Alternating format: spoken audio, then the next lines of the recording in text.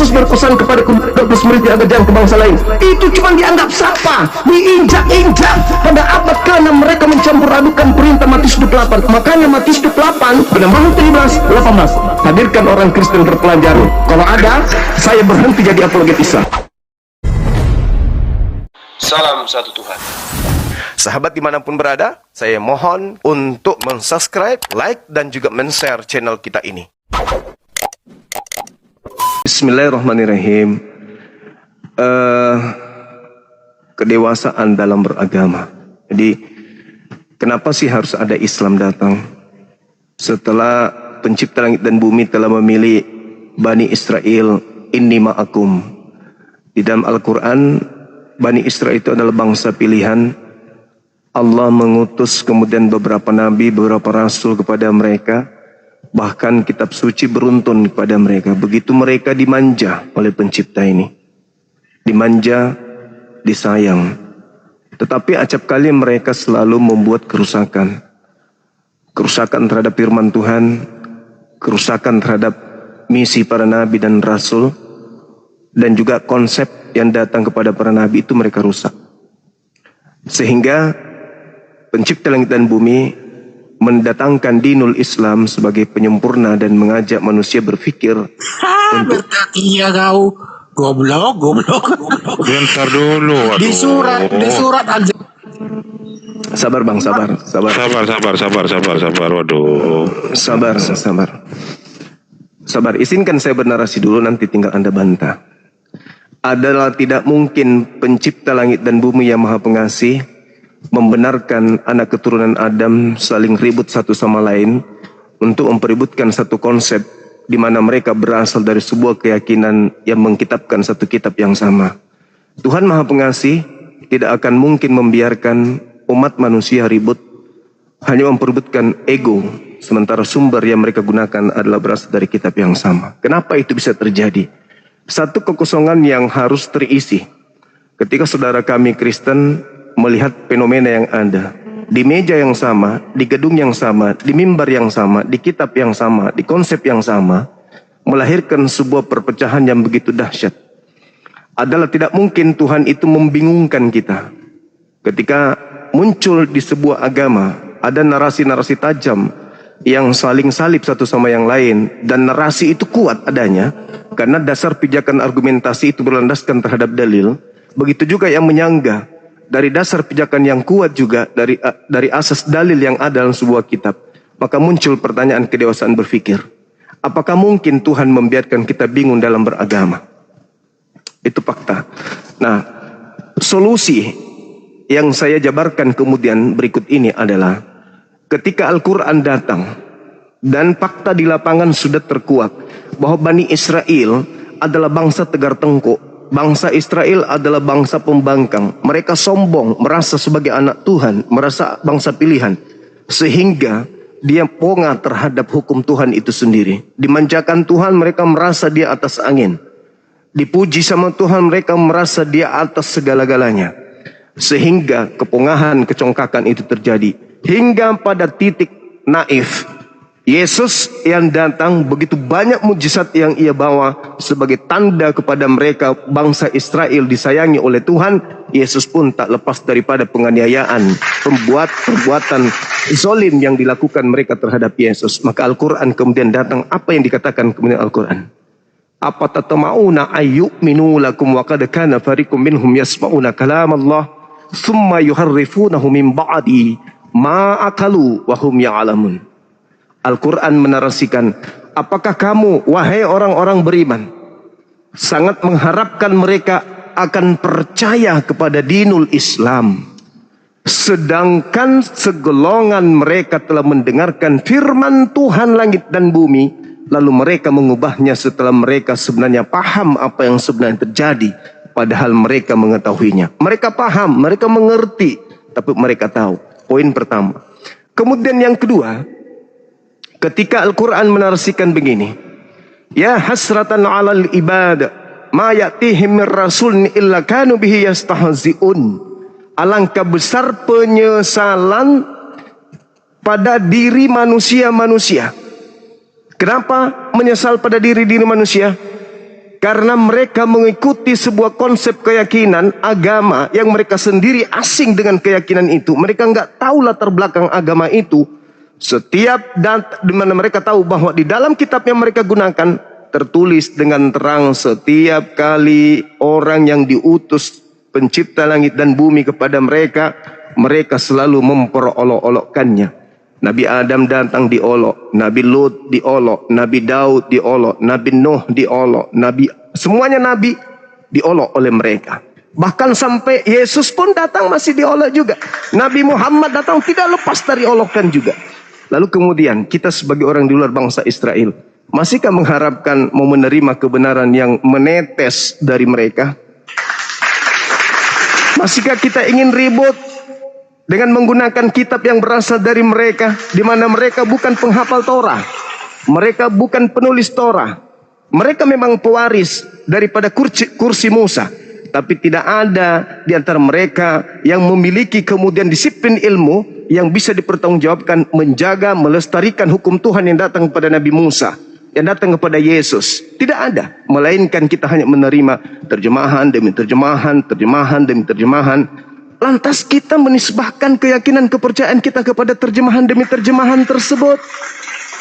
Sedangkan seruan di tengah-tengah kitab itu tidak ada. Ya ayyuhan nas, ya bani Adam. Hanya mereka yang diseru. Wahai bani Israel, wahai bani Israel, wahai bani Israel. Lalu kita ingin menggadaikan iman kita kepada kitab tersebut, di mana di situ tidak ada seruan untuk kita. Wahai bani Adam, wahai seluruh keturunan Adam, wahai seluruh manusia, itu nggak ada. Sedangkan ada kitab suci yang diwahyukan oleh Allah menyuruh untuk kita. Ya ayyuhan nas, wahai seluruh manusia, ya bani Adam, wahai seluruh keturunan Adam. Tapi kenapa kita tidak ingin belajar sedikit aja tentang kitab itu? Malah kita asik ribut, memperebutkan antara ini setan, ini Yahweh, ini Tuhan, ini benar, ini salah. Kenapa harus ribut dari buku-buku remah-remah yang jatuh dari meja majikan kita? Kalau kita mengatakan kita ini adalah bagian dari Bani Israel. Sementara Yesus mengatakan, masih tercatat, jangan kuberikan mutiara, jangan kuberikan barang kudus kepada babi dan anjing. Lantas dari mana kitab ini bisa kita temukan dari Bani Israel? Kalau Yesus sendiri mengatakan jangan kuberikan kepada bangsa asing. Lalu Taurat ini kita dapat dari mana? Perjanjian lama ini dari mana? Kita hanya menerima dari orang-orang yang lebih dulu dari kita, nenek moyang kita. Kita nggak tahu keabsahan, validasi, verifikasi. Tidak ada yang kita temukan. Lalu kita ingin ribut sampai kita mati. Itu adalah sebuah kekonyolan. Alangkah bijaknya kalau kita dewasa dalam beragama, menyikapi segala sesuatunya dengan logika berpikir yang sehat. Al-Quran datang menegur mereka. Maka meskipun kita Kristen, meskipun kita di luar Islam, yuk mari sekali-sekali tengok masuk ke dalam Quran. Ada apa ini? Kenapa kita yang mengaku anak-anak Yesus, mengaku anak-anak Tuhan, sesama kita ribut? Apakah Al-Quran betul? Dari mana Nabi Muhammad SAW bisa tahu? Mereka akan berselisih paham sampai hari kiamat. Mereka hanya bertengkar sampai hari kiamat. Mereka hanya saling menghinakan sampai hari kiamat. Nabi Muhammad tidak pernah memegang Torah. Nabi Muhammad tidak pernah memegang Bible. Tidak pernah hidup berdampingan dengan orang Kristen. Beliau hanya berdampingan dengan orang Yahudi dan Nasrani. Tapi hari ini, setelah beliau pergi 1400 tahun, terbukti ada pertengkaran antara kita. Dari mana Nabi Muhammad mengetahui itu? Tertulis dalam Al-Quranul Karim. Ini pasti penglihatan yang Tuhan sampaikan kepada beliau 1400 tahun silam, bahwa kelak mereka yang masih mengharapkan kebenaran dari bangsa Tegar Tengkuk, dari remah-remah yang jatuh dari meja mereka, mereka pungut, lalu mereka jadikan sandaran kepercayaan, mereka akan berselisih paham sampai hari kiamat. Ini kebenaran mutlak terjadi di tengah-tengah kita. Maka apakah kita belum dewasa dalam beragama? Silakan mari kita renungkan bersama. Demikian, lanjut teman-teman, tetap semangat untuk belajar. Lanjut. Ya, silakan Pak Ulis. Ada Bang Feriwar juga. Gurunda, aku tertarik. Gurunda telah ambil tadi Matius 7, Matius 6 ayat 7 kalau nggak salah, itu tentang melemparkan hal yang kudus kepada anjing dan membuang mutiara ke mulut babi, kalau aku nggak salah dengar. Gurunda sempat kutip ayat itu ya. Aku ingin mendapatkan sedikit narasi dari Gurunda tentang ayat itu, Matius 7 ayat 6 itu. Jangan kau melemparkan hal yang kepada anjing, dan janganlah engkau membuang mutiara ke mulut babi. Nanti mereka akan menginjak-injaknya dengan kaki dan berbalik mengoyakkan kamu. Aku menarik sedikit Gurunda menyampaikan hal itu. Aku ingin mendapatkan ilmu yang mendalam dari Gurunda tentang teman Gurunda tentang ayat itu. Silakan Bang Sema. Baik, ada sebuah kejadian di dalam catatan Matius. Kenapa umat Islam tidak menolak Bible? Sekali lagi saya katakan, umat Islam tidak ada data di dalam Al-Quran untuk menolak Bible. Dan tidak ada juga data di dalam Al-Quran untuk menerima Bible. Kenapa demikian? Karena Bible itu adalah sebuah catatan penting yang ditorehkan oleh orang-orang terdahulu terkait dengan ajaran para nabi yang masih sampai kepada mereka. Nah, sekarang kita lihat bagaimana Yesus ketika didatangi oleh seorang wanita Kanaan. Apa yang dikatakan? Usirlah dia. Dari tadi beliau mengikuti kita dengan teriak-teriak. Tidak pantas roti yang disediakan untuk anak diberikan kepada anjing. Roti ini siapa? Ajaran Yesus. Atau Yesus itu sendirilah roti itu. Tidak layak. Lalu perempuan itu mengatakan, benar Tuhan, tapi bukankah anjing makan remah-remah yang jatuh dari meja Tuhan? Artinya bahwa bangsa pilihan pada saat Yesus datang belum ada bangsa lain, masih mereka. Bangsa yang lain masih dianggap pemakan remah-remah. Tidak layak anjing yang tidak layak roti diberikan kepada anjing. Anjingnya mengatakan, betul, yes, tetapi bukankah anjing itu makan sampah yang jatuh dari meja tuannya? Apa kata Yesus? Besar imanmu, benar imanmu, tepat katamu. Artinya apa? Yesus mengiyakan kondisi di mana di ufuk berbeda daripada Bani Israel memang ada anjing. Jadilah seperti apa yang engkau inginkan. Apa yang diinginkan ibu? Anaknya sembuh. Kenapa anaknya sembuh? Karena makan sampah yang jatuh dari meja majikan. Poin itu yang harus dicatat. Kemudian Yesus ketika berkata dalam Matius 7 tadi, jangan kau berikan mutiara barang kudus kepada anjing, jangan kau berikan barang mutiara kepada babi, supaya jangan diinjak-injak dengan kakinya. Apa maksudnya itu? Lalu berbalik mengoyak kamu. Coba kita lihat. Apa yang dimaksud mutiara? Mutiara adalah perkataan-perkataan Yesus yang diterima dari kalamullah, dari firman Allah. Itu mutiara. Firman yang Yesus sampaikan kepada Bani Israel itu mutiara. Lalu Torah itu adalah barang kudus. Ketika dijalankan Torah ini, maka manusia itu suci, baik hatinya maupun jasadnya. Maka jangan makan ini, jangan makan itu, supaya barang dirimu kudus. Barang kudus itu adalah Torah. Jangan kau berikan kepada mereka, karena kalau mereka kau berikan, mereka hanya akan menginjak-injaknya dan akan mengoyak-ngoyaknya dan melemparkan kembali kepadamu. Apa buktinya? Saudara kami Kristen memegang Torah, katanya. Dipegang begini. Jangan ada ilah lain. Tertulis di buku ini. Tapi mereka masih mengilahkan juga Yesus. Jangan kau makan babi. Dipegang begini. Tapi babi enggak. Bukan menjadi sesuatu yang haram. Kuduskan hari Sabat. Tidak. Sunatkan dirimu. Tidak. Mereka enggak peduli. Mereka hanya menginjak-injak hukum tersebut. Hanya sebagai aksesoris. Ini yang dimaksud. Jangan kau berikan kepada mereka. Karena mereka hanya akan menginjak-injaknya. Terbukti. Orang Yahudi masih memegang Torah. Masih simpan di kepalanya. Meskipun itu kita nggak tahu itu asli atau tidak.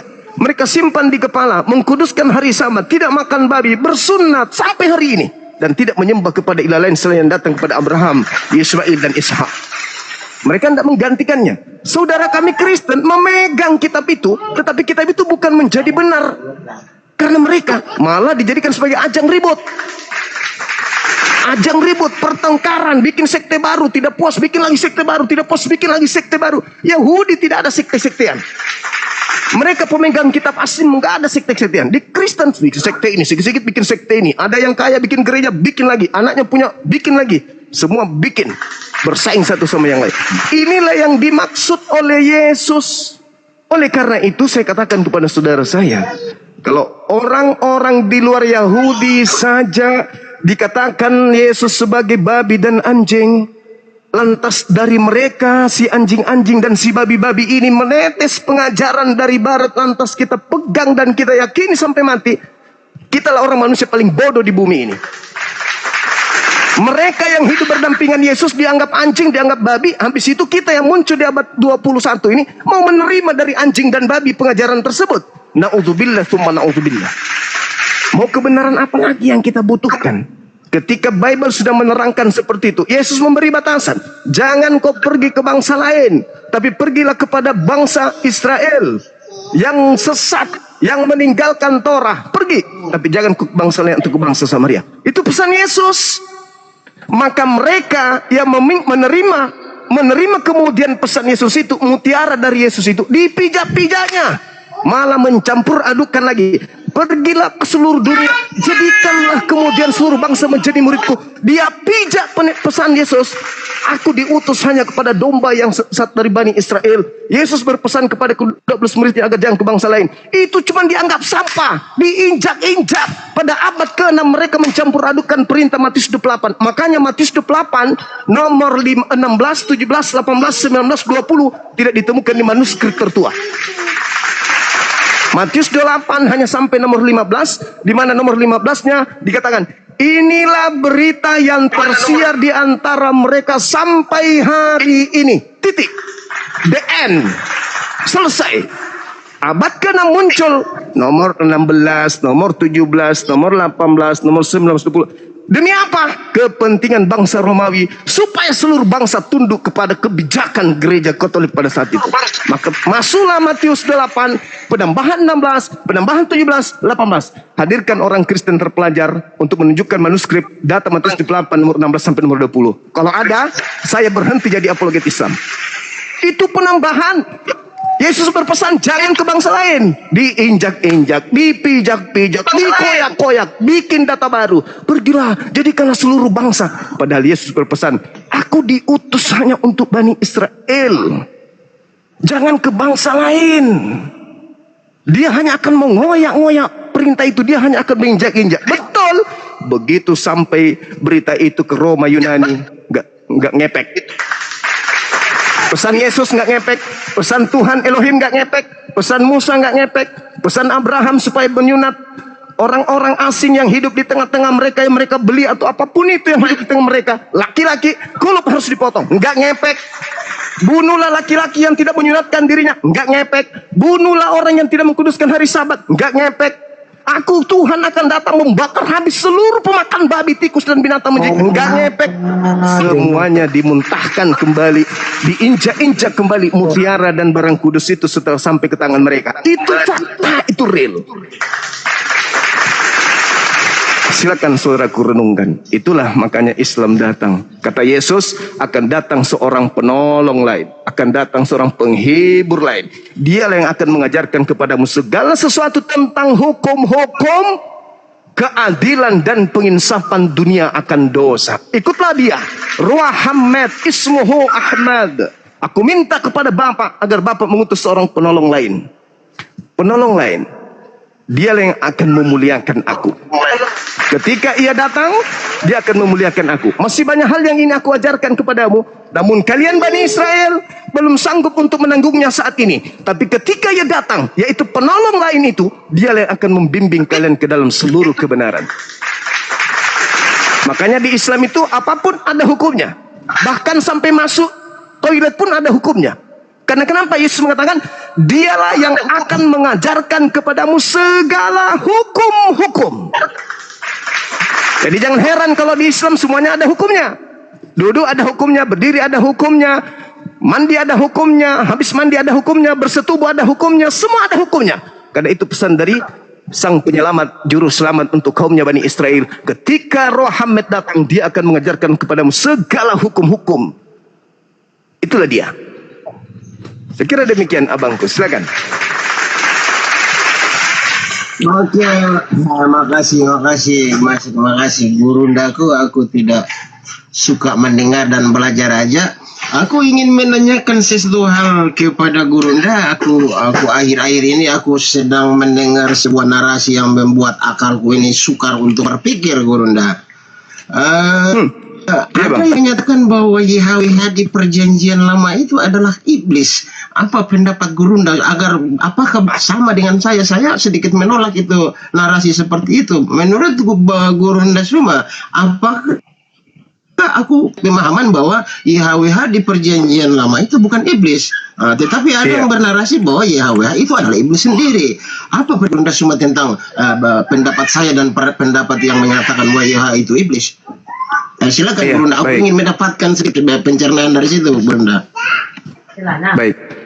Jadi mohon izin teman-teman, di dalam Al-Quran mengatakan begini, narasinya sangat sederhana. Ketika Allah mengatakan وَبِمَا نَقْضِيهِمْ مِيثَاقَهُمْ لَعَنَاهُمْ وَعَنَّهُمْ وَجَعَلْنَا قُلُوبَهُمْ قَاسِيَةً. Bani Israel diangkat, dimuliakan oleh Allah, dan Allah menjanjikan keselamatan bagi mereka bila mana mereka kemudian memegang teguh perjanjian yang Allah berikan kepada mereka. Ulangan 28, Anda boleh baca, apakah Al-Quran keliru, dibaca di situ. Ulangan 28 dari data 1 sampai selesai. Di situ ada janji Allah ketika engkau taat, ketika engkau taat, ketika engkau taat. Tapi ketika engkau ingkar terhadap hukum-hukumku yang kuajarkan kepada hambaku Musa hari ini, maka terkutuklah. Apa intinya? Mereka melanggar. Maka Al-Quran mengatakan apa?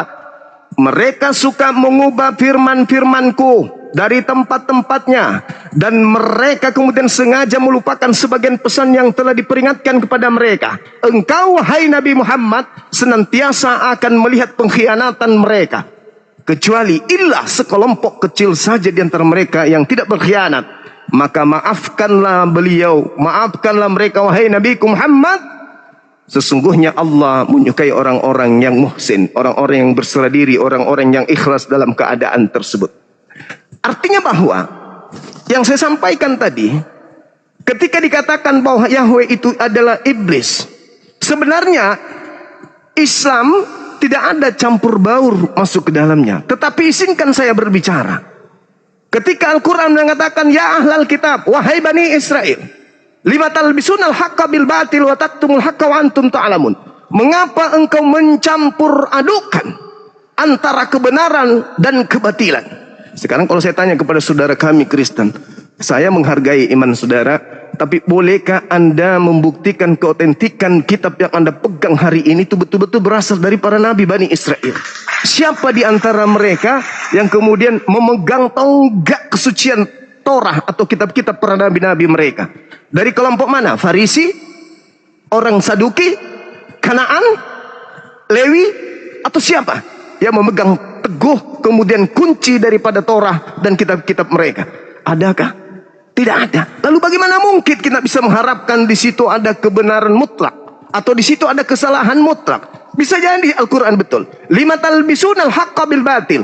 Mengapa engkau mencampur adukan sehingga orang-orang bingung? Terkadang orang beranggapan ini setan, terkadang orang beranggapan ini Tuhan. Bingung orang-orang setelahmu. Kenapa? Karena kau mencampur adukan antara hak yang batil, antara kebenaran dan kesesatan. Kau campur menjadi satu. Kau lebih mengedepankan kehidupan duniawimu daripada kehidupan akhiratmu. Dan itu terjadi. Yesus mengatakan Matius 23, ahli Taurat, orang Farisi telah menduduki kursi Musa. Dengarkan setiap apa yang mereka perintahkan, tapi jangan kau mengikuti pekerjaan mereka. Kenapa? Mereka memegang Torah, mereka duduk di kursi Musa, mereka tahu benar, mereka tahu mana yang harus mereka lakukan, tapi mereka hanya menteorikan. Beban itu diberikan kepada orang lain, sementara mereka tidak melakukan. Jangan kau ikuti, kata Yesus. Inilah yang diterangkan Al-Quran. Lalu kita ini bukan keturunan Yahudi, bukan keturunan Bani Israel. Kitab yang kita pegang, mohon maaf, yang Indonesia khususnya, hanya dibawa oleh mereka yang mencari keuntungan di Nusantara. Mereka melakukan penekanan, penindasan, pembunuhan, perampasan, penjajahan, membuat masyarakat menjadi budak, menjadi kerja rodi. Habis itu memasukkan misionaris, membagi-bagikan sebuah buku. Lantas kita gadaikan iman kita kepada buku tersebut yang kita tidak tahu apakah ini benar, mutlak benar. Bukan orang-orang Yahudi, alim, ulamanya, rabi-rabinya yang datang secara turun-temurun di Indonesia ini mengajarkan tentang ini. Bukan. Ini murni dari Barat. Ada yang dari Portugis, ada yang dari Belanda. Masuk ke Nusantara. Meninggalkan agama animisme, masuk ke agama tersebut. Karena mereka punya kuasa saat itu. Kita keturunannya ikut-ikutan. Tanpa telaah kasus, tanpa telaah akal, tanpa telaah kemudian disiplin ilmu. Itulah yang terjadi. Jadi kalau hari ini ada yang mengatakan itu ada setan di sana, ada kemudian Tuhan di sana, mau sampai kapan? Sedangkan Tuhan dalam skala besar, ketika Tuhan mengatakan, aku akan mengadakan permusuhan. Berarti pencipta langit dan bumi yang mengadakan permusuhan tersebut. Dan itu mutlak betul. Kenapa saya katakan mutlak betul? Karena dunia ini tempat ujian. Di dalam Yohanes 1 nomor 3, segala sesuatu dijadikan oleh Dia. Berarti kita jangan mungkir bahwa Tuhan itulah yang membuat kejahatan. Bukan berarti Dia jahat. Tapi Tuhanlah yang menciptakan segala-galanya. Ini warna hitam, ini kuning, ini coklat, ini putih. Manusia aku beri akal untuk membedakan warna itu. Ini adalah pekerjaan jahat, ini pekerjaan baik. Ini amalan jahat, ini amalan baik. Tinggal manusia aku beri akal untuk memilih. Ini kalau saya lakukan jahat, ini aku lakukan kalau baik. Wa qulil haqqu min rabbikum. Semuanya telah aku serahkan kepada manusia. Kebaikan, keburukan, tinggi, pendek, bulat, dan seterusnya. Tinggal mereka memilih. Mau beriman atau mau kufur padaku. Jadi semuanya Allah itu di atas segala-galanya. Dia menciptakan jahat-jahat di bawah. Dia menciptakan baik-baik di bawah. Dia yang di atas. Tuhan menciptakan semuanya. Kejahatan, potensi jahat, potensi baik, potensi buruk, potensi kemudian menjadi benar. Semua diciptakan oleh Tuhan. Bukan Tuhan itu iblis. Kejahatan itu memang Tuhan yang buat. Tetapi bukan berarti Tuhan itu jahat. Contoh. Andai saja Tuhan tidak menciptakan rasa dingin, maka manusia akan telanjang setiap saat. Untuk apa menggunakan pakaian? Andai saja Tuhan tidak menciptakan penyakit, maka manusia tidak akan memelihara kesehatan. Andai saja manusia tidak menciptakan bakteri, maka tidak ada rumah sakit. Andai saja Tuhan tidak menciptakan keburukan, tidak ada orang bikin rumah. Maka kita akan seperti sapi. Sapi tidak pernah kena kanker, tidak pernah kena tumor, tidak ada sapi mati karena kena jantung. Tapi karena Tuhan punya pengetahuan, Dia menciptakan segala-galanya, termasuk kejahatan. Maka Tuhan itu tidak boleh dikatakan setan karena membuat kejahatan. Lalu kemudian ketika Tuhan melakukan pembunuhan terhadap satu kaum, misalnya Nabi Lot, Nabi Nuh, itu karena apa? Tuhan membunuh anak-anak kecil ini supaya apa? Supaya masuk surga. Kenapa dia harus dibunuh masa kecil? Supaya dia nggak sampai besar, karena kalau dia besar Tuhan sudah tahu. Ini nanti anak bayi kalau besar dia bunuh ibunya. Ini nanti anak bayi kalau udah besar dia jadi pembangkang, membantah aku, membunuh rasulku. Mending aku matikan dia, aku pindahkan ke alam yang jauh kekal, selamat mereka di sana. Jadi Tuhan punya hak mau membunuh semua manusia, Dia punya hak, namanya Tuhan. Lalu Tuhan minta jatah, berikan perawan itu kepadaku, jatahku sekian. Maksudnya didik 36 wanita perawan itu untuk menjadi mengenalku, tunduk kepadaku, tidak bermaksiat. Itu maksudnya. Sama ketika Tuhan mengatakan kepada Muhammad, katakanlah kepada mereka, kalau mereka meminjamkan harta, meminjamkan ilmu, meminjamkan waktunya kepadaku, maka aku akan menggantikannya berlipat ganda. Bukan berarti Tuhan butuh apa yang mereka punya. Enggak, meminjamkan maksudnya luangkan ilmu, luangkan waktu, luangkan hartamu untuk membuat sesuatu yang baik di mataku. Pinjamkan. Jangan kau pakai semua waktumu untuk bermaksiat. Jangan kau pakai semua hartamu untuk bermaksiat. Jangan. Tapi sisahkan hartamu, pinjamkan kepadaku untuk kau berbuat baik sesama manusia. Jadi Tuhan itu Maha Kuasa. Ada hikmah di balik setiap pekerjaan Tuhan. Maka yang dikatakan la taf'al. Tuhan tidak ditanya apa yang Tuhan lakukan, tapi yang ditanya adalah kita. Kitalah manusia yang ditanyakan apa yang kita kerjakan. Tidak ditanyakan kepada Tuhan bahwa Tuhan kenapa kamu melakukan begini, kenapa kamu melakukan seperti ini. Tuhan tidak ditanyai tentang itu, tetapi kita yang ditanya, kenapa kamu tidak menyembahku, kenapa kau tidak mencariku. Nah seperti itu abangku. Jadi kalau kami umat Islam melihat pola yang ada hari-hari belakangan ini, saudara kita yang kita sayangi, Ibu Rosi dengan Ibu karena selalu ribut. Kami umat Islam semakin yakin Al-Quran betul. Inilah yang diceritakan Al-Quran. Kita ini korban dari apa? Bani Israel. Bani Israel tegar tengkuk. Coba baca di Ulangan 34. Apa kata Nabi Musa? Sedangkan aku masih hidup bersama dengan kalian, kalian sudah memperlihatkan ketegaran tengkuk kalian terhadap Tuhan.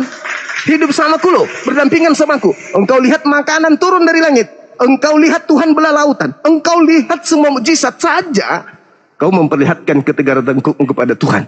Apalagi nanti setelah aku mati. Maka ketika Yesus datang hanya mukjizat lahir tanpa ayah, itu nggak ngefek bagi Bani Israel. Membangkitkan orang mati cuma ditawain. Membuat orang lumpuh berjalan ditertawain, malah diludahin sama Bani Israel. Apa sih lo? Kecil lo. Ini anak-anak Tuhan nih. Lu apa lahir tanpa ayah? Yang mau ngapain itu yang kayak gitu? Dicibir, diolok-olok, diolok. Habis itu kita yang bangsa belakangan ini mau mengikuti mereka dengan mengatakan kita ini adalah keturunan Abraham rohani, kita ini adalah Yahudi rohani. Wow, sedangkan mereka jadi kutu Tuhan, kenapa kita mau ikut-ikutan sama mereka? Sudah ada jalan keselamatan. Ya ahlal kitab, qad ja'akum rasuluna yubayyinu lakum. Wahai ahli kitab, wahai Bani Israel, wahai orang Kristen, telah datang kepadamu Rasulku, utusanku sebagai cahaya yang mengantarkan kalian kepada jalan keselamatan. Beliau telah datang, maka ikutlah jika ingin selamat. Qul in kuntum tuhibbunallaha fattabi'uni yuhibbukumullah wa yaghfir lakum dzunubakum wallahu ghafurur rahim. Katakan kepada mereka, wahai Nabi Muhammad, jika mereka ingin dosa-dosanya diampuni oleh pencipta dan bumi, ingin semuanya dicinta oleh pencipta dan bumi, perintahkan kepada mereka untuk mengikuti engkau. Mereka ikut denganmu tanpa penembusan dosa. Dosa-dosanya akan kuhapuskan seluruhnya. Al-Quran surah Ali Imran ayat 31. Seperti itu abangku. Jadi kalau kejahatan, ya memang Tuhan pencipta langit dan bumi menciptakan itu. Tuhan memang sudah mengatakan dalam Kejadian 3:15, aku akan mengadakan permusuhan. Permusuhan itu adalah sebuah kejahatan. Tapi Tuhan yang menciptakan bahwa anak keturunan Adam dan iblis akan selalu bermusuhan setiap saat. Akan bermusuhan setiap saat. Jadi kalau ada yang anteng-anteng aja, tidak merasa bermusuhan dengan iblis, hati-hati, jangan-jangan dia masuk jerat iblis. Kami umat Islam setiap hari berperang. Setiap sholat, habis sholat, maksiat datang. Diajak begini, melihat perempuan zina, melihat ini, mendengarkan ini dosa. Selalu berperang dengan iblis kami itu. Makanya setiap saat kami minta, tunjukkan jalan lurus, yaitu jalan orang-orang yang kau beri nikmat. Jangan kau berikan jalan orang-orang yang kau murkai, bukan pula jalan orang yang sesat. Tunjukkan. Itu terus sampai kami meninggal dunia ini. Kenapa? Karena kita selalu bermusuhan dengan iblis. Karena itu sumpah bahwa kita akan selalu bermusuhan dengan iblis. Ada yang aneh. Ketika ada konsep, sekali lagi 1 menit, ketika ada konsep gini. Kristus telah menebus kita Kristus telah memerdekakan kita dari kuk penghambaan. Kita bukan lagi hamba Tuhan, tapi kita adalah anak-anak Tuhan. Wow. Berarti permusuhan sudah berhenti. Iblis sudah pensiun, karena iblis tidak lagi menggoda. Padahal faktanya apa? Orang Kristen ketika ditanya, hari ini kamu sudah ditebus oleh Yesus. Ya, besok kalau kau bersinah, gimana caramu untuk bertobat? Untuk menebus dosamu? Apa katanya? Bertobat. Berarti kembali ke konsep Islam. Bertobat. Jadi cuman omong-omong dosa ditebus, hukum-hukum Tuhan dihapuskan demi untuk menggait para pendosa masuk ke dalam kelompok itu. Syukur dosaku telah membunuh orang sudah dihapus dengan percaya. Syukur dosaku bersih dan telah dihapus, sudah ditebus oleh ini dan seterusnya. Menggampangkan. Padahal yang benar adalah datanglah kepada Tuhanmu. Tuhanmu maha mendengar, Tuhanmu maha melihat. Buka hatimu, lembutkan hatimu, cari wajah Tuhanmu. Katakan kepadanya, aku bertobat, terima aku kembali ya Allah. Sudah selesai. Kenapa harus korbankan orang yang disalib karena karena politik, karena ekonomi, karena kebencian orang-orang Yahudi terhadap Yesus? Dia mati. Puluhan tahun berikutnya disetting, oh dia mati untuk dosa kita. Padahal orang Yahudi membunuhnya karena faktor politik. Nah inilah yang saya katakan tadi, diperlukan kedewasaan dalam beragama. Saya kira begitu abangku. Mohon maaf kalau kepanjangan, teman-teman yang lain silakan. Oke, makasih Gurunda, makasih udah cukup bagiku. Waktu aku kembalikan kepada yang lain, ingin bertanya atau bernarasi, silakan host. Aku mendengar selanjutnya. Ya, silakan. Bang Feriwar, Bang Jimmy, Ketua Rames, silakan. Ya, Bang Hos, aku gimana ya? Aku menyaksikan saja, aku menyimak saja dulu. Ya, silakan Rames. Ibu kami aja Rames.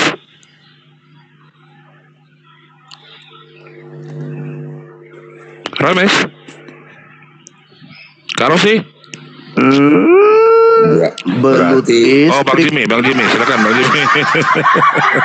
berarti menurut Bang Zuma itu Bible itu Yesus itu ajarannya khusus untuk orang Yahudi, Bang. Yes. Bani Israel, Bang. Betul. Kalau Abang melihat dalam peristiwa dengan perempuan Kanaan kan ditekankan di situ kan. Betul. Nah, tapi kalau Abang baca di Matius 26 ayat 13. Matius 26 ayat 13. Aku berkata kepadamu, sesungguhnya di mana saja Injil ini diberitakan di seluruh dunia, apa yang dilakukannya ini akan disebut juga untuk mengingat dia. Bukankah dikatakan sendiri perkataan Yesus ini bahwa Injil itu disebarkan seluruh dunia, Bang? Itu betul, saudaraku. Injil disebar di Al-Quran. Apa kata Al-Quran tentang Nabi Isa? Dia diutus untuk kaum Bani Israel. Mari kita menyeru, orang Hindu, orang Buddha, ateis, Nabi kami Yesus itu harus diberitakan sampai ke ujung dunia, bahwa beliau manusia mulia, terkemuka di dunia akhirat, akan datang untuk yang keduanya untuk menghakimi manusia. Itu Nabi kami. Kalian tidak percaya, kami Islam dan Kristen akan pasang badan. Yesus kami akan datang sebagai hakim. Yesus kami adalah manusia mulia terkemuka di dunia akhirat. Beliau Nabi, Rasul, utusan Tuhan langit dan bumi kepada Bani Israel. Yesus mengatakan apa, Bung? Yohanes 14:31. Dunia harus tahu. Berarti kita harus tahu dong. Orang-orang setelah kita harus tahu. Wajib anak keturunan kita tahu bahwa aku Yesus senantiasa mengasihi pencipta langit dan bumi. Mengasihi artinya apa? Mentaati pencipta langit dan bumi dan melakukan segala apa yang diperintahkan dia kepadaku. Wow. Masakan kita tidak mau melakukan perintah Tuhan? Sementara Yesus yang kita muliakan, yang dimuliakan Kristen dan dimuliakan Islam, dua agama besar yang memuliakan satu oknum ini. Masa kita enggak ingin mentaati Tuhan sementara Yesus aja taat kepada Tuhan? Masa kita tidak harus taat kepada apa yang dilakukan sementara Yesus adalah tokoh yang kita cintai? Makanya Al-Quran mengatakan salah satu-satunya kaum di luar Islam yang dekat dengan kamu wahai orang Islam adalah Nasrani. Kalian. Kami nggak dekat dengan Yahudi, Hindu, Buddha, ateis. Kami dekat dengan Kristen. Kalau Anda menggunakan jalur positif, kita dekat. Sama-sama mengusung manusia yang diutus dari Tuhan langit bumi, lahir tanpa ayah. Kita muliakan mereka, beliau kan. Anda memuji beliau, kami Islam juga memilih untuk memuliakan beliau. Alaihi salam, keselamatan atasnya, kemuliaan atasnya, pujian atasnya. Jelas itu. Maka ketika dunia harus tahu, kita harus tahu bahwa Injil harus diberitakan. Yes, orang Islam harus tahu bahwa Nabi Isa, Yesus dalam pandangan Kristen adalah utusan Tuhan. Inni Abdullah atani al-kitab wa ja'alani nabiyan. Bedanya antara adalah kami memuliakan Nabi Isa alaihi salam, sementara kalian mengatakan dan mengamini Yesus mati dengan jalan kutub. Padahal tadi nge-lag, tadi terputus, ya kan? Iya dong.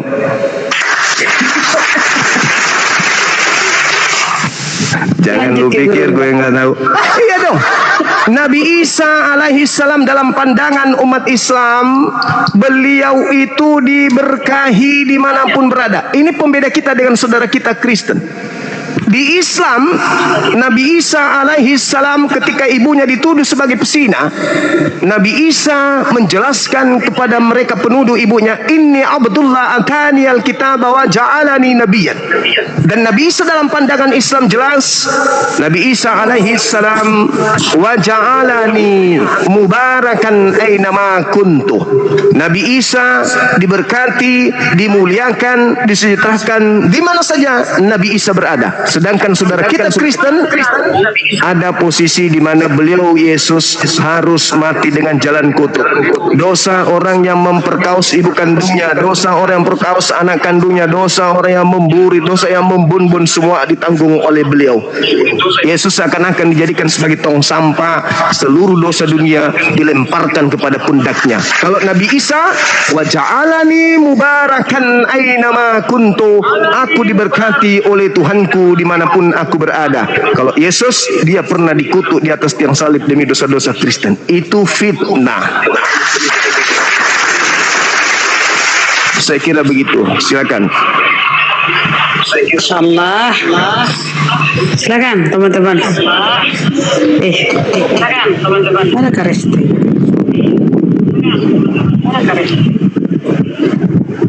Di sini juga sudah mau asar teman-teman. Lanjut. Jadi sudah sangat jelas ya. Lanjut, Peri, silakan Peri. Iya, pada Saya penulis. Ya. kok ngelek tadi ya Bunda? Iya, ngelek jaringannya Ustadz Arif. Lanjut Bang.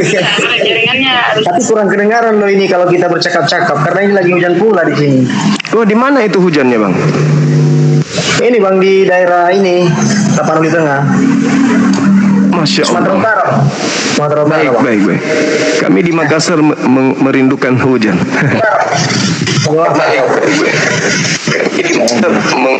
Merindukan hujan. Kenapa ngelek-ngelek ya, putus-putus ya? Iya. Putus-putus ya. Silakan Bang Peri. Enggak aman sekarang, aman bro. Waduh. Silakan Bang Ferry dulu sebelum kalian. Iya. Iya, Bang Zuma. Dari tadi saya menyaksikan percakapan Bang Zuma. Baik, Bang Ferry. Ya, Bang. Kristen jalan lurus. Iya, Bang. Siap. Jadi sebenarnya ada benarnya apa yang diungkapkan oleh Bang Zuma ya. Sebenarnya dengan adanya percakapan dialog seperti ini, ya mata hati kita terbuka ya untuk mengenal sumber-sumbernya. Kan begitu, Bang. Jadi di sisi lain sebenarnya ya, kebanyakan daripada saudara-saudara Kristen penganut paham-paham denom, kita harus tahu bahwa kita ini adalah satu terutama poinnya adalah kita ini adalah sebenarnya korban terjemahan sebenarnya. Itu penting. Nah, kemudian ditambahkan lagi dengan pemahaman-pemahaman sekte-sekte yang berbeda. Sebenarnya kalau kita mau merujuk pada pengajaran Yesus sendiri ya, kalau kita cross check ke dalam, itu sebenarnya dia mengajarkan Tuhan yang satu, yang Maha Esa, bukan tentang tri ini dan tri itu. Nah, Yesus sendiri adalah pelaku pentaat Torah. Nah itu, dia sendiri melakukan perintah-perintah Bapaknya yang mengutus dia. Dalam ajaran Yesus tidak pernah ada perkataan yang mengajarkan bahwa dialah satu-satunya Tuhan. Tidak pernah. Nah, maka ada kesimpang siuran kalau saudara-saudara kita dari berbagai denom mengatakan Yesus satu-satunya Tuhan. Itu tidak benar. Karena kenapa? Dalam Yohanes ya, dari berbagai ayat Yesus selalu tunduk dari perintah-perintah Bapaknya. Dia sering berkata, ada Bapa yang mengutus aku, ada Tuhan Sang Pencipta yang dimana kepadanya kita semua bernaung, kita semua bergantung. Nah, jadi dalam pemahaman saudara yang lainnya, ini mohon maaf kalau saya tidak setuju dengan pemahaman-pemahaman yang simpang siur. Saya harus kembali pada pengajaran Yeshua HaMashiach itu sendiri, di mana dia diutus Elohim yang benar ya. di mana dia berkata dalam Yohanes pasal 17 ayat 3, inilah hidup yang kekal itu, bahwa mereka mengenal Engkau satu-satunya Elohim yang benar dan mengenal aku atau Yeshua. Siapa? Dan mengenal aku Yeshua. Saya sholat sebentar. Saya tetap di sini. Saya sholat aja dulu bentar. Lanjut. Ya. Jadi seharusnya kita harus mau meneliti sumber-sumber ini, mau proses ke dalam, ya. Yesus selalu tunduk di hadapan Bapaknya. Dia sebagai hamba yang setia, anak tunggal yang setia, tanpa memecah-mecah ini daging saya, kedagingan saya seperti ini yang bagian roh, ini yang bagian ini dan itu. Sementara dia tidak pernah memecah-mecahkan hal itu. Dia hanya memecah-mecah roti pada saat itu ketika dia bagi-bagi kepada murid-muridnya. Itu yang perlu kita ketahui. Dia tidak pernah memecah-mecah. Yang dia katakan di situ, ya, ketika dia bercakap-cakap dengan perempuan Samaria, apa yang dia katakan? Kamu menyembah apa yang tidak kamu kenal, sedangkan kami menyembah apa yang kami kenal. Ini poin penting perkataan Yesus. Dia mengadakan bahasa universal.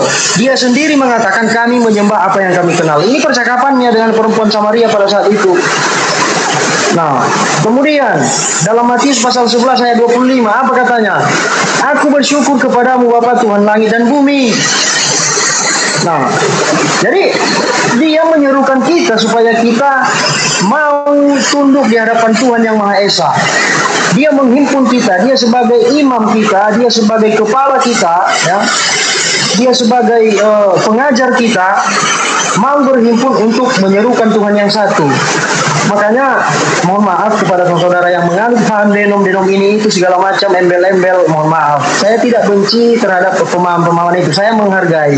Tetapi saya harus kembali pada sumber yang murni. Nah, Oh ya, setuju Pak. Setuju Pak. sampaikan untuk sementara. Ya, berarti Ferry menganggap bahwa Yesus bukan Tuhan ya, hanya utusan ya. Dibuka menunya. Dibuka menunya, Ferry. Iya Bang, dia adalah anak tunggal satu-satunya yang diutus oleh Bapa untuk memberitakan, untuk memberitahu firman-firmannya. Dia penyampai. Dia tidak pernah membicarakan dirinya dengan Bapa. Dia selalu mengatakan Bapa lebih besar daripada aku. Aku boleh ikutan ya Bang Alif ya, bentar ya. Silakan Bang Jimmy.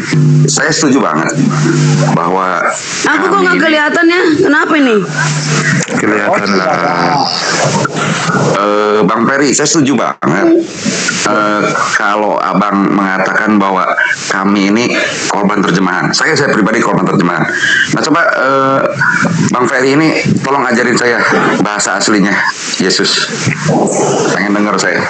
Coba gini, Bunda Karyana, apa open cam dulu Bunda Karyana? Iya nggak kelihatan, gelap. Iya, udah bukannya turun dulu naik lagi Bu Karyana, itu kan. turun dulu naik lagi. Kan Aku turun dulu ya. Ya, Turun turun dulu bentar, turun dulu bentar. Sudah kelihatan kan? Enggak, aku tidur. Ya Bu Karyana, turun dulu naik lagi Bu Karyana. Iya nggak kelihatan gua. Turun Oke dulu Bang bentar. Ferry, Bang Ferry suka tidak suka saya akui, saya korban terjemahan. Nah makanya saya pengen belajar sama Bang Ferry. Tolong sebutkan yang tadi ayat tadi atau ayat yang mana deh dalam bahasa aslinya itu, yang originalnya, yang aslinya, yang menurut Bang Ferry kita itu. Jangan jadi korban terjemahan. Coba silakan lanjut. 1-2 kata lah, mungkin 1 perikop kalau bisa. Iya, artinya begini, saya juga masih belajar untuk mendalami ya sumber-sumbernya, bukan serta-merta saya sudah pandai, tidak. Saya justru ada di room ini untuk mendengar. Kemudian saya juga mempelajari sumber-sumbernya. Dari mana bersumber Yesus ini sendiri? Bukan dari Yunani, bukan dari Eropa, dia bersumber daripada Timur Tengah itu sendiri. Nah, Bahasa apa tuh Bang Ferry? Bahasa apa tuh? yang mana Bang? Bahasa apa tuh Yesus itu tuh? Ya, dulu dia dalam kesehariannya berbahasa Aramaik. Nah, Bang Ferry bisa? Belum bisa Bang, belum bisa. Kalau itu saya belum bisa, saya bukan juru bahasa itu. Berarti saya dengan Bang Ferry itu sama-sama juga korban terjemahan ya. Kalau saya akui saya korban terjemahan, Bang Ferry juga korban terjemahan berarti juga. Gimana Bang? Iya, Saya mengakui. Sebentar izin. Kalau nggak bisa begitu juga. Kalau ke bahasa original Bible itu kan theos dan kurios. Theos itu merujuk ke siapa, kurios merujuk ke siapa. Iya. Ya, yang ada pakai kan Yunani, itu aja. Baik. Nggak usah tengah, izin Bunda sebentar Bu Karyana. Bang Ferry itu mengatakan bahwa Kristen yang lain itu korban terjemahan, dan saya akui saya Jimmy Rianto korban terjemahan. Saya pernah tahu namanya Sueb dari Muslim, dia ngerti. Nah, saya pengen tahu Bang Ferry itu bisa nggak satu perikop atau satu kalimat bahasa asli Yesus yang Aramaik itu? Tidak bisa Bang, kalau satu kalimat saya belum bisa, tapi kalau satu-satu tentang mengartikan nama Yesus sendiri saya tahu. Abang ambil dari internet kan, seperti saya juga kan, saya juga belajar seperti itu kan. Berarti abang dan saya masih sama-sama korban terjemahan ya. Saya dan abang juga termasuk masih ya, masih pakai LAI ya. Dia bisa bedakan theos dengan kurios, utusan dengan Tuhan dengan Tuhan. Bang Ferry ini sudah bisa bedakan Tuhan dengan Tuhan. Enggak bisa bedakan dia. Theos. Buktinya dia sesat. Buktinya sesat si Ferry. Dia enggak Tuhan kan Yesus. Enggak, satu kalimat pun enggak tahu dia. Mana gini loh, kalau kalian bilang jasaku palsu, berarti kalian tahu aslinya. Kalau Ferry bilang bahasa kita ini adalah korban terjemahan, berarti dia tahu. Satu kalimat pun tak tahu. Bagaimana tahu dia korban terjemahan? Saya tidak bahasa Aramaik karena saya bukan orang Aramaik, tetapi udah berarti kau kau Ferry. Enggak gini aja. Sebenarnya Yesus itu Tuhan apa utusan? Ferry bilang bahwa Yesus utusan sesuai dengan yang ada di Bible kan gitu kan? Bukan, Ferry bilang Yesus bukan Tuhan. Loh iya kan Intinya. bukan Tuhan, kan utusan kan kalau bukan Tuhan itu. Enggak, kami bilang itu Tuhan. Kok Tuhan di mana? saya tetap menghargai Yesus pendapat Tuhan, Anda. fix. Yesus Tuhan. Datanya mana Karyana? Kasih data.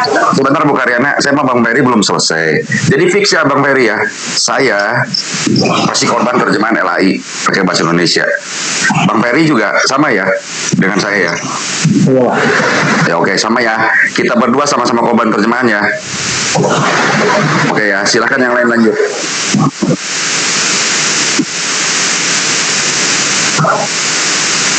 Makan ke segala bahasa Belanda masuk Indonesia.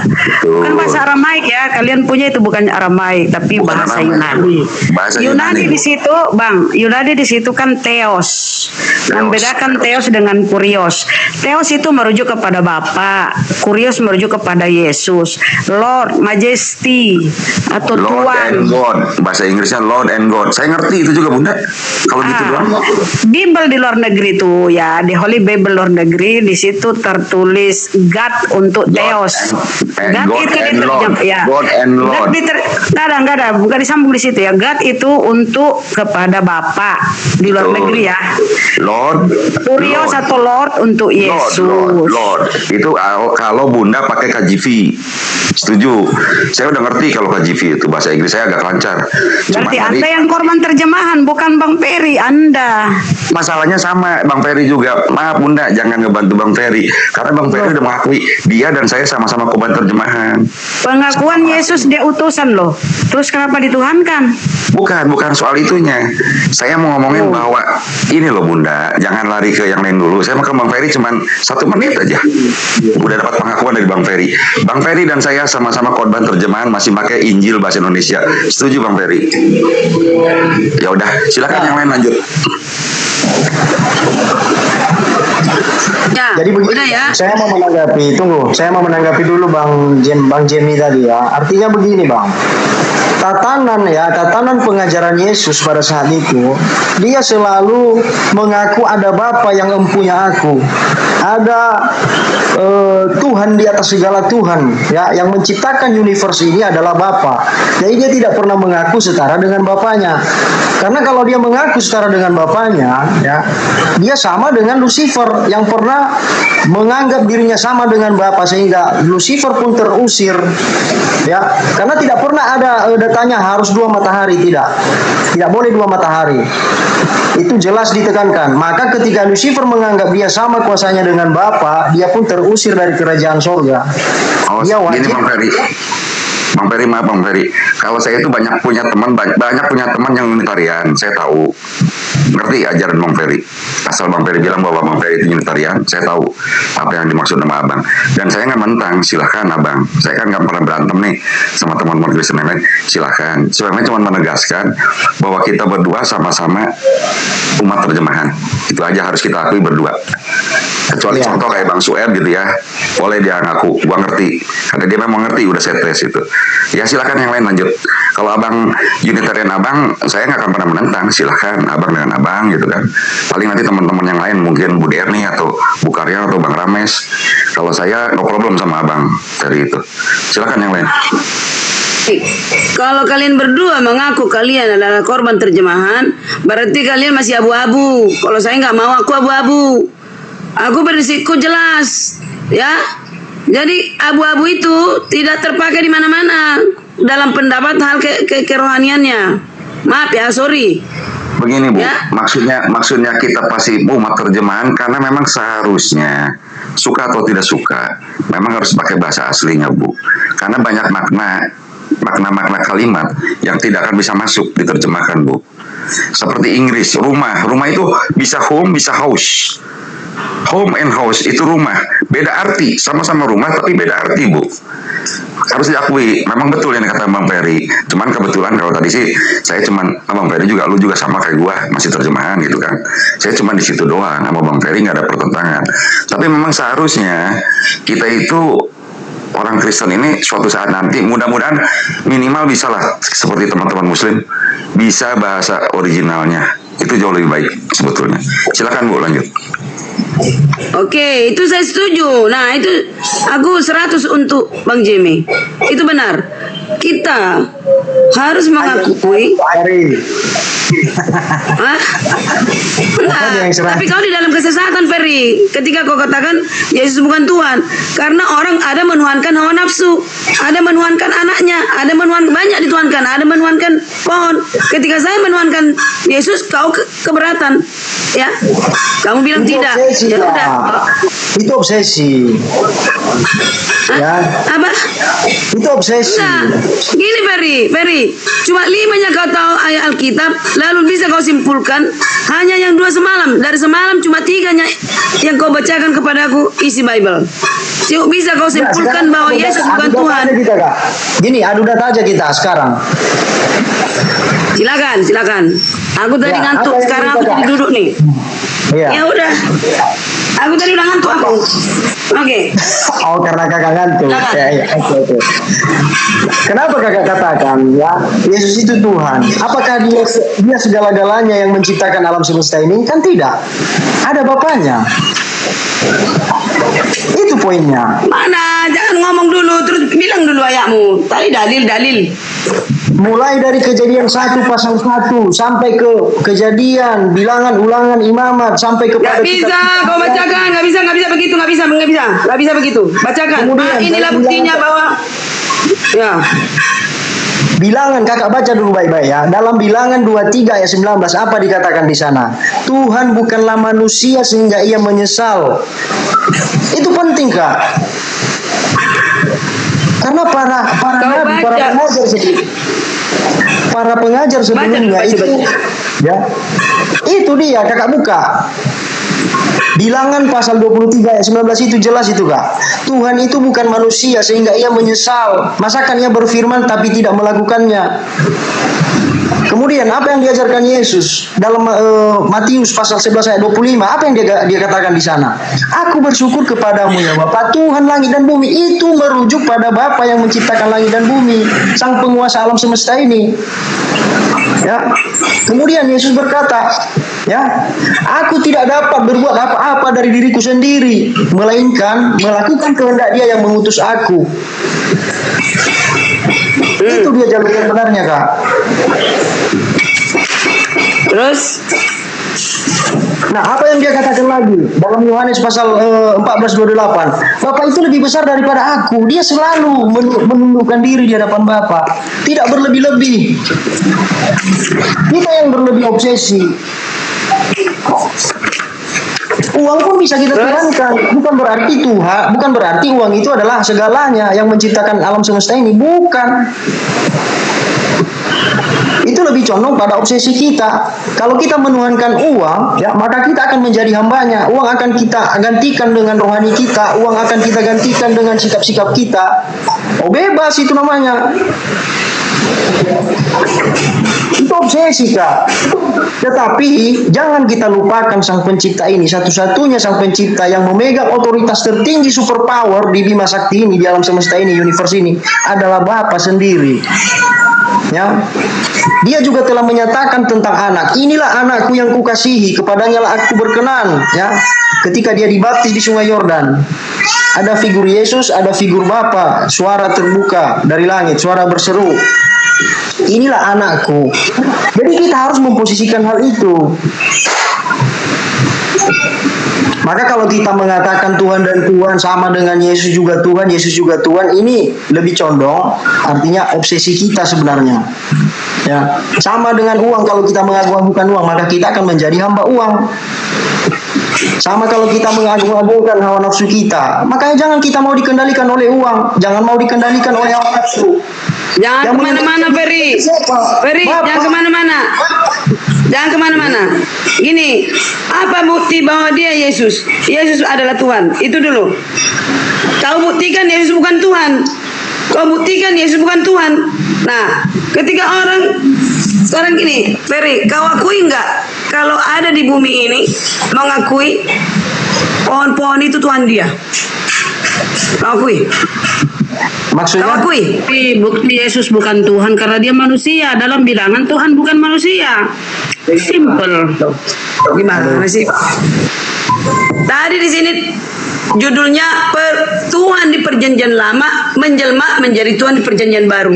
Tuhan di Perjanjian Lama adalah Perjanjian Baru. Itu dikatakan kepada Yohanes di Yohanes 1 ayat 1 sampai 14. Sekarang kita kupas tuntas Yohanes itu. Ferry berani? Saya mau bertanya dengan kakak, ya. Apakah Yohanes pasal 1 ayat 1 itu adalah firman Tuhan yang berkata langsung? Beginilah firman Tuhan. Pada mulanya adalah firman Allah, dan apa selanjutnya? Apakah itu Bapa sendiri yang berfirman demikian? Ferry, betul. Dengarlah dulu ya. Ini orang pribadi. Barusan katakan kepadamu, Yohanes adalah rasul yang diperlihatkan kepadanya, yaitu di Yohanes 1 ayat 1 sampai 14. Kepada dia seorang rasul melalui ilham, ya, sebagai kerasulannya dia diperlihatkan. Pada mulanya adalah yang kulihat. Pada mulanya yang kulihat diperlihatkan kepadaku. Pada mulanya adalah anak itu bersama Bapa. Itu benar. Nah, yang diberikan otoritasnya yaitu yang ayat 3. Nah, mereka berdua bersama-sama, itu ayat 2. Pada mulanya mereka bersama-sama. Nah, yang ketiga, ini yang paling dengar dulu. Ini tentang anak. Yang ketiga, segala sesuatu, apakah Bapak atau anak ini? Bapak ya, ini tidak di sini tidak ada diceritakan tentang ini, objeknya adalah anak. Segala sesuatu dijadikan oleh bukan Bapa, dijadikan oleh dia yang diberi otoritas menciptakan langit dan bumi. Itulah Tuhan di Perjanjian Lama. Yang menciptakan langit dan bumi adalah Bapa. Tidak, kau salah. Aduh. Loh, pada mulanya Tuhan menciptakan langit dan bumi. Pernah nggak baca kejadian itu? Aku harus on cam ya. On cam, Bu. Maksudnya Bang Ferry itu dalam Kejadian 1:1 loh, Bu. Tuhan menciptakan dan bumi, gitu ya Bang Ferry ya? Iya.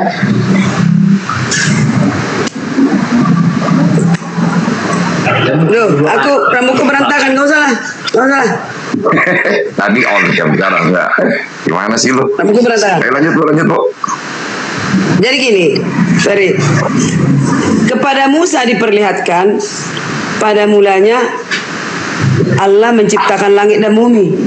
Coba apakah kita korban terjemahan ini? Pada mulanya Allah menciptakan langit dan bumi, itu siapa dia?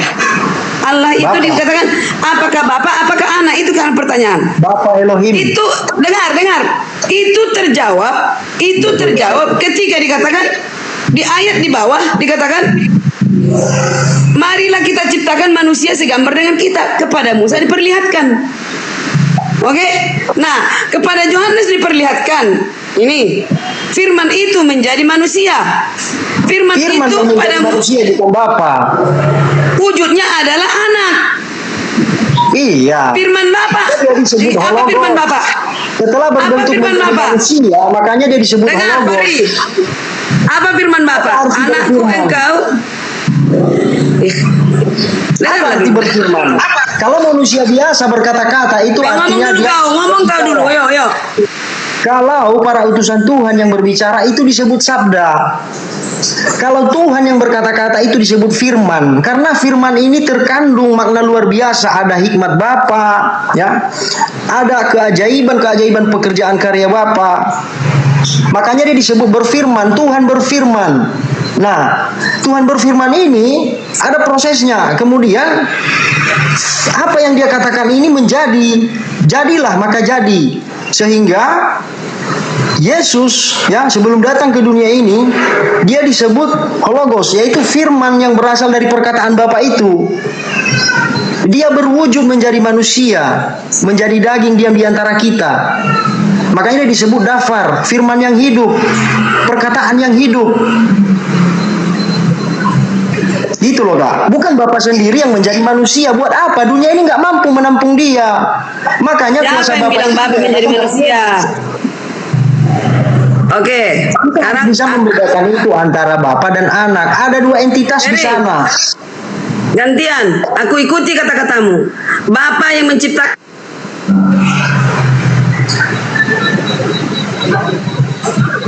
Suaranya Bu lap-lap Bu. Bu Karyana suara lap-lap.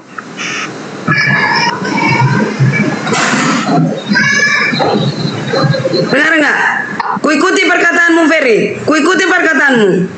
Ya, kuikuti perkataanmu. Kamu yang mengatakan pada mulanya Allah menciptakan langit dan bumi, itu adalah Bapa. Ketika kau katakan Yesus menjelma menjadi manusia, ketika Bapa menciptakan langit dan bumi, Yesus bagaimana? Di mana? Di mana posisinya dan bagaimana dia? Dia tetap sebagai anak. Di mana dia? Dia ada di pangkuan Bapaknya. Loh, bukankah anak yang telah menyatakan bahwa Bapa itu yang berasal dari pangkuan Bapa? Aduh. Udahlah Ferry, dari wajahmu pun kau tak seorang sedikit. Tak seorang pun yang minim. dari. Hah, gimana? Gini loh. Sekarang kau kuikuti perkataanmu. Bapa lah yang menciptakan langit dan bumi. Ya. Kau bilang Yesus menjelma menjadi manusia. Dia di pangkuan Bapa, kau katakan. Lah, ketika Bapa menciptakan langit dan bumi, Yesus di pangkuan Bapa. Artinya di pangkuan Bapa, digendong-gendong. Apa artinya? Coba. Oh, itu logika kita manusia. Bang Peri kasih data Kisah Para Rasul 17:24. Allah yang menciptakan, Allah yang telah menjadikan bumi dan segala isinya. Ia yang adalah Tuhan atas langit dan bumi. Itu satu aja data. Giliran Allah kamu pakai Allah, Bunda. Giliran Yesus nggak kamu pakai. Allah. Janganlah. Saya ikuti Bible itu sama baca. Ini saya baca Bible. Nggak boleh lagi pakai kata Allah. Nggak boleh lagi. Nah, itu kan. Ya, bentar dulu. Saya tengahi. Makanya Bang Jimmy bilang, jangan mengelak lah Karyana. Bang Jimmy kan sudah sepakat. Bang Jimmy, Ferry War sudah disesatkan oleh LAI. Ya salah satunya ini.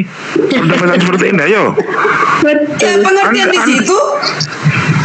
Ya, Iya. pengertian di situ bukan Allah. Tadi kan sudah sepakat Bang Jimmy kan bahwa Anda itu semua Kristen Indonesia sudah disesatkan oleh LAI. Salah satunya ini kan mempolemikkan tentang Tuhannya itu siapa. Allah dipakai. Sesat Jangan nggak kemana LAI? dulu. Nah itu Jangan kan makanya kemana-mana dulu. anda itu kemarin kan sempat bingung beli Enggak. kitabnya si Aldo, katanya Pesita yang paling benar kan gitu. Karena si Aldo sekarang Bukan, Marsion di situ enggak di tolak situ lagi. enggak ada lagi perkataan Allah. Aku Lah punya iya terjemahannya. itu dia makanya benar Aku kata Bang Jimmy periksa tadi. semua. Bang Jimmy ya itu kan Bang Jimmy dilewati Karyana ya. Ya, Ini udah, ya. udah. Waktu itu saya dengar sendiri. Ini ya Bu ya, ini mah setelah Ibu mau ngaku nggak. Waktu itu saya dengar sendiri. Tunggu. Nah, salah saya di mana? Lucu kalian. Ketika Bukan, saya bukan, mengatakan Bentar jangan pakai dulu, lagi ini kata Bang Allah. Jimmy masalahnya saksinya Bang Jimmy dari Iya, dulu. Waktu dulu Iya, di rumah. aku ini ada di maksudku gini.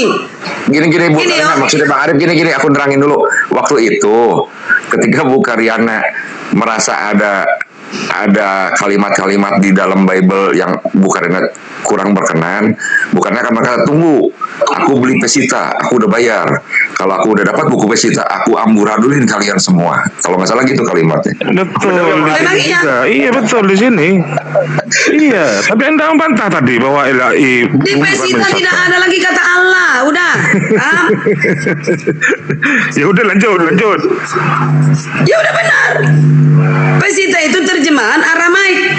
Bukan berarti gini loh, beda terjemahan, beda dengan pengertiannya. Intinya bukan Yesus yang mencipta, apapun namanya Elohim, Yahweh, apalah. Nah, gitu. Intinya bukan Yesus. Aku di-mute. Begitu, Bun. Aku di-mute. Enggak, biar tidak saling potong. Bentar, ke Ferry dulu saya. Apakah benar Yesus yang menciptakan langit dan bumi? Ferry, silakan, Bang Ferry. Tidak Bang, tidak. Itu Tidak. kuasa Bapaknya. Itu kuasa Bapaknya semua Bang. Nah, silakan Karyana kalau mau bantah. Ya, gantian ya. Kita lanjutkan ya. Yang Oke, di open Yohanes cam itu. open cam lah. Aduh, udahlah, aku nggak sisiran.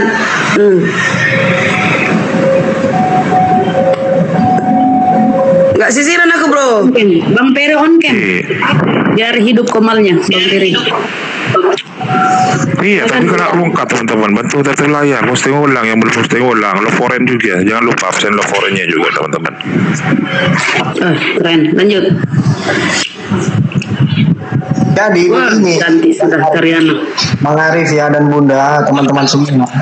Pengajaran Yesus ya, dia tidak pernah mengklaim dirinya menciptakan alam semesta ini, tidak pernah ada ajarannya. Satu ayat pun tidak ada itu. Dia mengatakan demikian. Siapa yang mengatakan demikian? Bapaknya yang menciptakan. Segala sesuatu dijadikan oleh dia. Siapa itu? Bapa. Ya, ayat 3. Ferry, ayat 3, Yohanes 1 ayat 3 dikatakan, segala sesuatu dijadikan oleh dia, anak maksudnya. Tanpa dia tidak ada satupun yang telah terjadi, segala yang telah dijadikannya. Itu anak, bukan bapa. Kubuktikan ya, kubuktikan.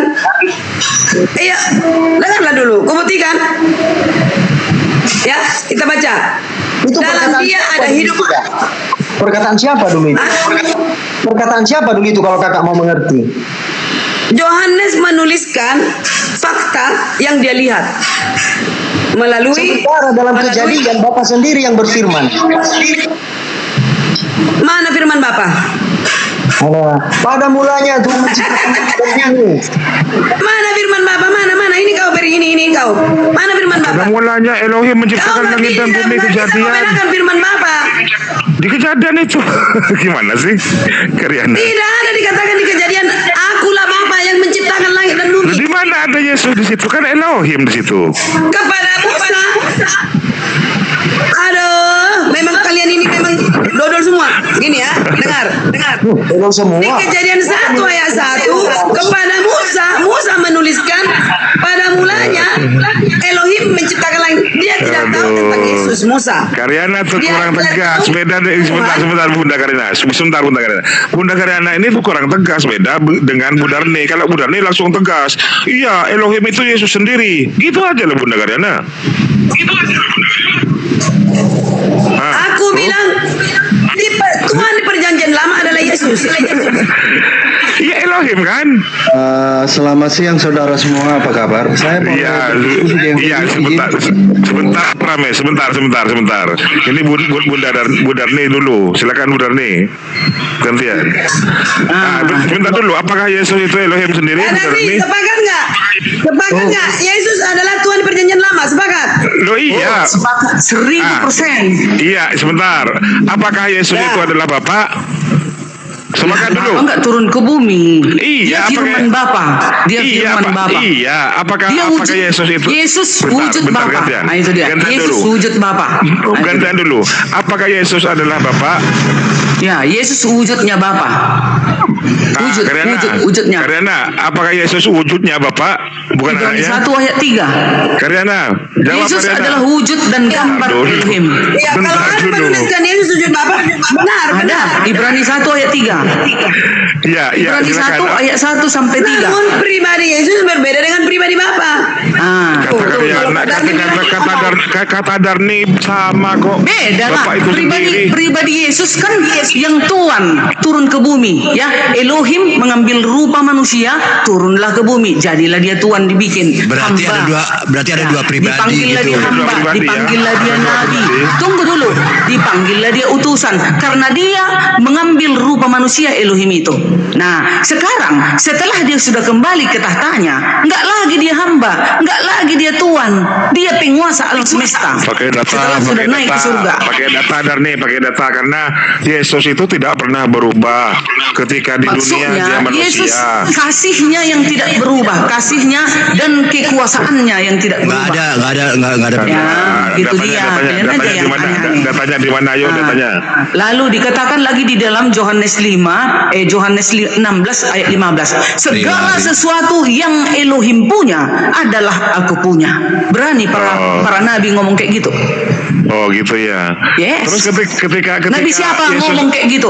Nabi siapa berani ngomong segala sesuatu yang Elohim punya adalah aku punya. Iya makanya gantian dulu.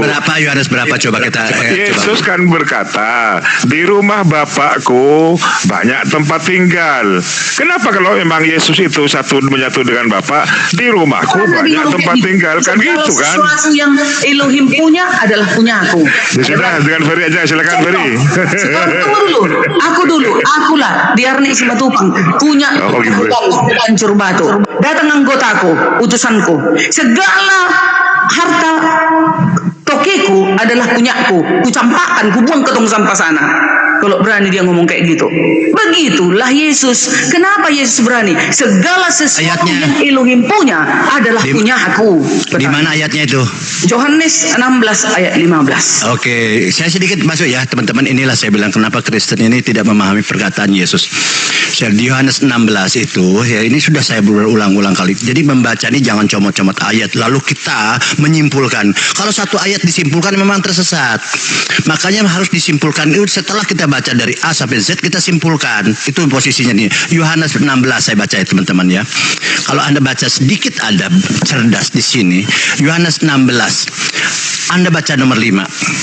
Aku pergi kepada Dia yang mengutus aku. Dia siapa? Bapak. Siapa Bapak? Dia yang mengutus Yesus. Utusan. 16 ini ya. Sabar dulu. Makanya saya bilang. Sampai 8. Dia kan lari-lari kan. Ya, lari-lari kan. Mengambil rupa manusia, itulah siapa? Itu dewa itu. Oke, kita baca ya. Saya baca ya, 16 belum selesai. Kalian beleng-beleng. Jadi mulai panik kan. Kenal siapa Yesus? Gantian. Sabar dulu. Saya baca sedikit ya teman-teman. Di ayat 16 nomor 5, Yesus yang ngomong, aku pergi kepada Dia Berarti memang Yesus pergi kepada dia. Yesus bukan dia. Aku dia. Aku ini orang pertama, dia ini orang kedua. Gampang kok bahasa Indonesia. Aku pergi kepada dia. Lalu dijelaskan oleh yang mengutus aku. Ada dua pribadi di situ, ada Yesus, ada Bapa. Dua itu bukan satu. Makanya kalian tersesat. Makanya di ayat geser sedikit ke bawah, ada masih 16, baca di ayat 27. Bapa sendiri yang mengasihi kamu karena kamu percaya aku datang dari Bapa. Berarti Yesus bukan Bapa, dia datang dari Bapa, yang diutus Bapa. Gampang kok Bible. Kalian biasa comot-comot. Bumi dia bukan Bapa loh. Iya, sebentar. Sebentar, Budar nih. Budar nih mau open cam, silakan open cam Budar nih, biar dengan Ferry. Cek rambut masih basah belum? Basah. Ya open cam dulu lah. Dan nanti saya besarkan berdua dengan Ferry. Cek rambut aku nih, tengok rambut Pak. Iya makanya, nggak apa-apa lah. Ayo silakan dengan Ferry dulu. Ya silakan. Biar Gurunda istirahat dulu, biar beribadah dulu ya.